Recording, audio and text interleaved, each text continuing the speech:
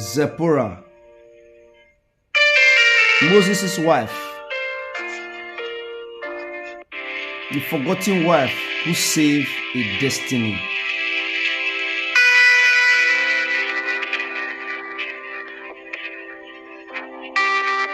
They did not talk about her much. Her name doesn't echo through pulpits or rise in songs, but heaven knows her. Zipporah, the woman who stood in the space between wrath and mercy. She wasn't a prophet. She wasn't a queen. She was just a wife until God said otherwise.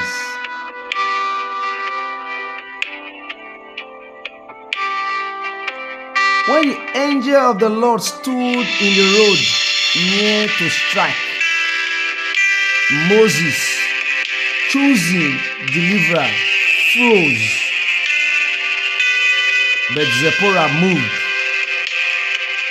When purpose was hanging by a thread, she reached for a stone, not fear. She acted while others would have argued. She obeyed when others would have prayed for a sign. But sometimes God doesn't need your understanding. He needs your obedience. In one act of faith, she covered her family with covenant. Her hands not bloody, but her faith was clean. Her courage saved a man who would one day save a nation. And the heavens wrote her name in the margin of deliverance. The forgotten wife who remembered the promise.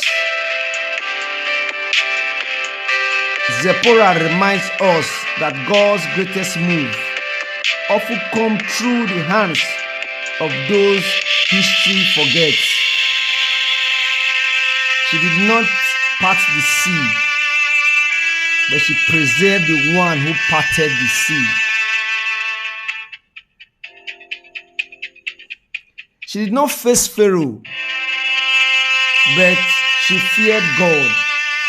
And sometimes that is the greatest test. So, if you ever feel unseen, unheard, or uncelebrated, remember Zipporah. When no one else moved, she did. When no one else spoke, she obeyed.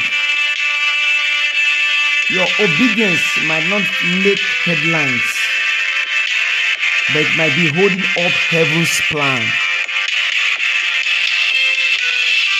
So yes, she was just a wife until God said otherwise. And that is all it takes. One moment of courage, one act of faith, one woman who chose obedience over comfort.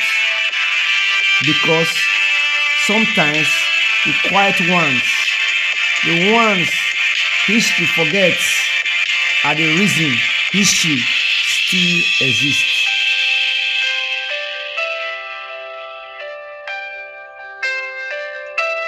Obedience in secret can shift nation in silence.